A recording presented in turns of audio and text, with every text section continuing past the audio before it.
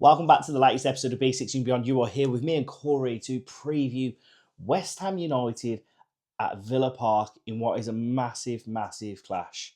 Should we have a chat about it? Let's do it. Before we do get into it, guys, I just want to remind you we do have an ongoing giveaway for either match tickets or a shirt of your choice. All that you need to do to qualify is smash that subscribe button, as we give away that every 500 subs, and we are getting close to the next one. Also, you know what? Villa got a good result against Lille. This is a big game. Let's have a big goal. Let's go for about 20 likes on the video. So make sure to smash that like button as well. Look, West Ham have been flying. I think it's safe to say they've definitely had an upturn in form. Currently sat over the last 15 games. Where are they now? 15th, which is still not amazing, but they've definitely been better. And if you look at it over the last 10 games, they're 7th. So they've definitely been a lot better. I don't think it's going to be the same West Ham team that we played at the London Stadium. We're not the same Villa team as well, which is a fair assessment at this point. Could soon change, who knows, which we'll probably touch on at later time. What are you expecting from West Ham? I'm expecting grit. I think a lot of Villa from a Villa perspective, it's probably the biggest game of our season so far. Well, without a shadow of a doubt. And from a West Ham perspective, it's the exact same. Yeah. They've got Forest and Spurs playing each other, which Forest are coming off the back of 120 minutes plus penalties last night. So, but on the flip side, from our aspect, Chelsea and also Liverpool play the day before. Liverpool at 12:30, exactly. Chelsea at 5:30, both with games in away from home at Brighton and Everton. Both of those teams could easily get a result against them, and we could be sitting in a position at quarter past 2 on Sunday, where a win could pull us clear a little bit. And you know, I'll be honest with you, I don't know about how you feel, but when we're in a position where we need to do something, I always fear as a Villa fan that we're always our asses are gonna fall out and we're gonna bottle it. So look, ultimately, that's neither here or there because we're not in that situation at the moment, but that's kind of where we're at. And West Ham, obviously, they need a result as well. Well, Leeds have got Brentford as well, which obviously is a very winnable game. So all of a sudden, you're looking at if Leeds get a result, they move clear of West Ham by 6 points, is it? I believe. And then, obviously, Spurs and Forest playing each other. The likelihood is at least one of those teams. Well, that's the reality of it. At least one of those teams drops points, if not both of them. So for West Ham, it's massive in that aspect. And obviously, if it was Spurs and Leeds that end up getting the wins there, West Ham are... We didn't touch on Man United then either, because they play on Friday night against Bournemouth. Yeah. And that's not to say that Bournemouth can't beat Man United at home. No. And if they do, we win. That big win that they got at Old Trafford the weekend, we're back on level points. Look, it's a massive, massive game. And I think it's more so massive because it's crunch time now. Yeah. It doesn't matter about the performance as such. Look, I'd love to say Villa go out and batter West Ham 3-4-0 and we have a wonderful day at Villa Park. When do we do that? It doesn't matter. Yeah, it doesn't matter. The thing. It doesn't just matter how just get a result. And the thing is as well is like, listen, I've a lot of people saying obviously, Villa have got the easiest running.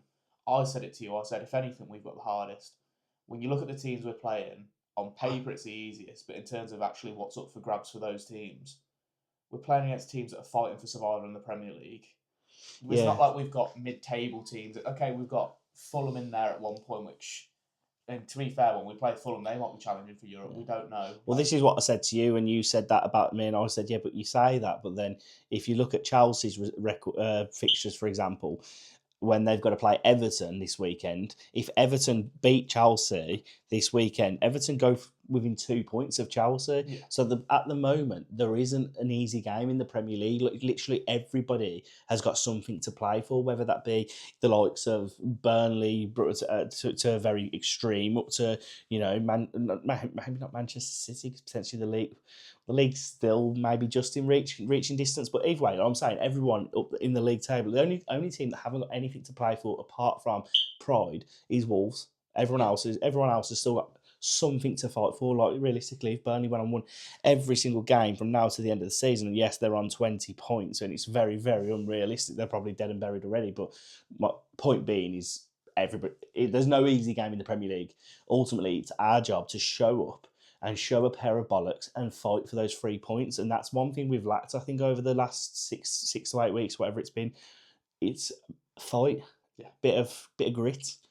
100%. I think, obviously, listen, last night's performance, obviously, we're filming this on, 1 a.m. on Friday morning from the game last night. Reason being as well, just to let you know, we've done back-to-back podcast episodes because I actually can't make the game on Sunday because I am going to be in Milan. So I'm going over for my brother's stag do stroke birthday present, and we're going to watch Milan versus Torino and Como versus Pisa. So that's why we're doing this at this time. And Cory's at mine because he's working in Oxford and I live not far from Oxford. So just to let you know the situation here, just for a bit of context. Yeah, back to the... Obviously, that game last night, I think that's probably the first time I've seen a Villa team, when a game's mattered, turn up and get it done. We did it professionally. It's the first time in a while I've seen it. And I think that's what we need against West Ham is, like you say, it doesn't have to be 4-5. If it is 4-5-0, brilliant. Lovely. Confidence. 2-0. Like I don't think the players will care, mate. Yeah, a win's a win. And at the end of the day, we go into the international break after that. Yeah. Yuri Tielemans comes back. Hopefully, obviously, as we've mentioned, I've got my sort of reservations about whether he'll come back fully fit because he's always had that sort of issue where he starts a bit slow. He has to come back in fully fit. John McGinn is leading by example the way he's come back. Yuri Tielemans, if he wants to, he has to. Do you know what's scary about McGinn? He's not even at full sharpness yet. No. He was blowing. Do you know? And you know what? Like, I don't think so. Look, I love McGinn. I absolutely love McGinn. I said to Cory today, I said, you know what? All the Villa tops I've got from this season, I think I'm just going to go up to Villa Park and get every McGinn on all of them. What a fucking bloke he is. But what I'll say is, what a bloke. But like, he's not up to sharpness. I don't think a lot of Villa fans actually appreciate what a good player he actually is. I think this is the thing. He doesn't get the credit he deserves. This is the thing with McGinn. I think as Villa fans, we're always chopping and changing between, is he a good player, is he not? Obviously, you have to be a good player to be playing Champions League, Europa League, Premier League consistently. But, like you say, I think there's times where we don't appreciate, because he's an old school player, because he gets stuck in, because he uses his arse to keep the ball and stuff like that, we don't appreciate how good of a player he actually... I mean, the technique, I said to you earlier, he whipped a cross in. I'm like, the way he crosses the ball, he doesn't kick it like a footballer, but the technique he gets on it is it's brilliant. A lot of swaz on it. Yeah, and like, there's not many players you'd want crossing the ball into from like a dangerous area than him.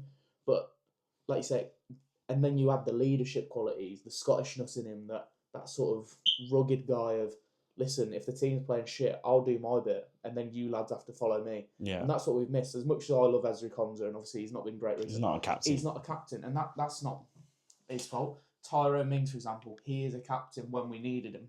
Maybe not now because he's 33 years old and obviously he's had his injuries and stuff. But when we need him, he was a captain. Martinez was a captain when we needed him. Like, that's what McGinn brings in. Emi Martinez post last night though on the other night. He probably, when you're watching this, because I'm gonna release this on Saturday morning, the post that he did after the game, he's saying my club. Was it my club? My team, my club. Yeah, my team, my club. Pulling at the heartstrings there, Emi was. Look, right, let's talk about the opposition. So obviously West Ham, they're playing very well at the moment. There's a few players that I think we need to be very mindful of going into. Two that come to mind for me straight away. Let's see if we get the same player. Somerville's the first one. Jared Bowen. Yeah, obviously. Wan-Bissaka's another one. I think Wan-Bissaka, when he's on his day, for me, he's capable of keeping most wingers quiet. I'm not too worried about him. He's the centre halves. They're playing really well at the moment. Is it Tati who plays up front for West Ham? Well, it's either him or Pablo, isn't it? But it was that Tati who played there last game. Pablo played as the 10, actually. The one thing I think Villa need to be careful of, especially, is, as we know, it depends. Depends on our defensive partnership. If Ming starts, I'm not too worried about it. If it's Pau Torres and Konsa starting, I would worry about it. I want Lindelof starting order. Yeah. Malik Diouf's crossing is second to none. Yeah. Tati Gomez is a massive I don't know how much crosses he's going to get in though, mate. They've got Axel Disasi as well. He's going to be Axel Disasi's first game back. He's been brilliant. Was it 4 or 5 clean sheets in his first 6 Well, they've changed how they play now, haven't they? They play with more like a 3-4-3 with wing backs, which, to be fair, I don't think that Wan-Bissaka's naturally suited to that role, to be honest with you. But that's perfect position for Diouf because he can get you up and down the pitch. Look, it should benefit Villa as well, though. You say that, but we never play well against a back three. Yeah, true. No, we don't. We always get battered. Not to say we're going to get battered against West Ham either. Let's just touch wood there. I don't think West Ham will sit back though. That's the thing. I think it's difficult to. Nuno's a very good manager. We know Nuno's a good manager. Well, they're trying to play a bit like Forest, aren't they? Yeah. Sit in a low block and counter attack. Was he manager when we beat them? I don't think he was he? But when we beat them at their place, no, it was Graham Potter, I think. It was either him or was it one of Nuno's first games? You might be right, because I think I was talking about potential new manager bounce. We'll have a look. It was Nuno. So we've beaten Nuno. You know what, lads? Pod's over. We're going to win now. Look, he's a good manager, Nuno. Like, he's experienced. He knows what he's doing. He knows how to get teams out of relegation battles and things like that. And that's where he will. I'll tell you who's a good player for them as well, who's going to be one that we need to keep an eye on. Matheus Fernandes. Well, yeah, he did us at the London State. Well, he said he did us. It was an Ezri Konsa mistake. Yeah, but he was brilliant that day. He was good. But look, I think the main thing is we need to focus on ourselves and actually get the job done ourselves. But that centre of the part, Souček and him against Douglas Luiz and Onana, that's a key battle. That is. Barkley probably comes in, maybe. Do you think? Yeah, potentially, because obviously fresh legs as well. So should we move on to the team? Yeah, let's have a chat. Goalkeeper Emi Martinez. Matty Cash will be back now. 100%. Cash it right back. It'll be set. Konsa will come back in. Yeah. I have a sneaky feeling it might be Mings just for the pace side of things. Not to say that it should be. But is that necessary against them? They're gonna be sat in a low block. I don't know. It's Emery. We never know. Yeah. Again, might come in. I would personally go with Pau Torres. Yeah. I don't think Pau Torres was particularly bad tonight. I thought he was okay. I'm just thinking of the team who's going to sit in the low block and we're going to need to move the ball quickly. I love Mings, but on the ball, he's nowhere near the level of what Pau Torres is. I think Digne comes back in. I don't think Maatsen was particularly great last night, but I also think against Jared Bowen. Yeah, I'm not going to go too much into our left backs, but I've got to be honest with you, neither of them really fill me with any confidence. Like Maatsen's been okay this season, but and Luca Digne has dropped off a level this season, in my opinion. But neither of them really fill me with any confidence. But I probably would agree with you. I think Luca Digne probably comes back in, especially from he's going to be fresher as well going into the game. I think there's only 1-6 we can definitely predict, and that's Onana. It'll be Onana. The question is, it's one of three in the. It'll be Barkley. I think Barkley, Douglas Luiz will come out. Luiz or Bogard.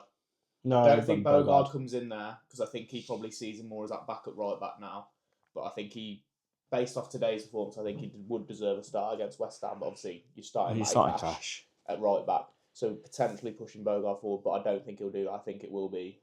I think Barkley comes in. I think Sancho will retain his place after the performance tonight. I think Sancho, McGinn, Rodgers. I don't see Buendia coming back in. And then Watkins will come back in for Tammy. Yeah, which I've got no issue with.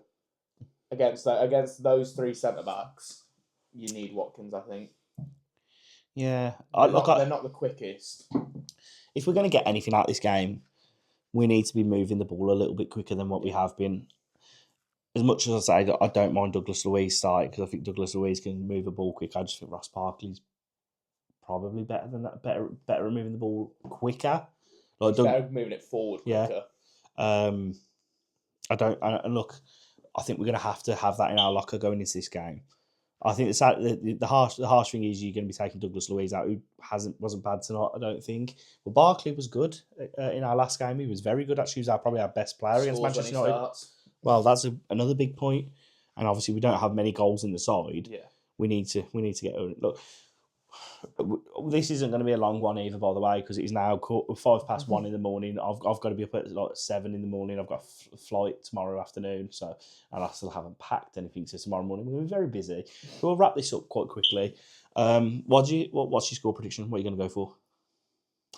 Before I do get into that, I just want to let you know we've only done a few podcasts recently. If you didn't watch the little one, so we did a preview for Brighton at home. Didn't do one for a while because I was away, but we came back for one against Lille. We've done another one against Lille today. So the last 3 podcasts we've won. So we're going to try and keep in a rhythm of it now.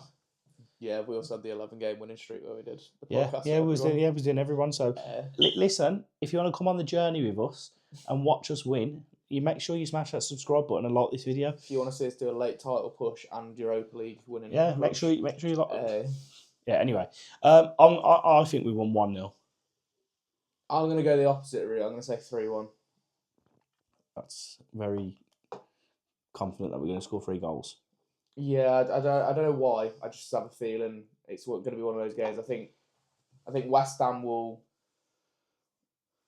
I think we'll go 3-0 up, and then West Ham will grab a consolation goal. A typical. Fucking hell. I'll take that, mate. I'll say that. Why not? Why not? Yeah. Let's be. Well, let us know your predictions in the comment section, and me and Cory will have a look at them and see if whoever gets the right score prediction, then you'll win a thumbs up from us. Yeah. Right, on that note, final one from me and Cory, as always. Up the Villa. Up the Villa.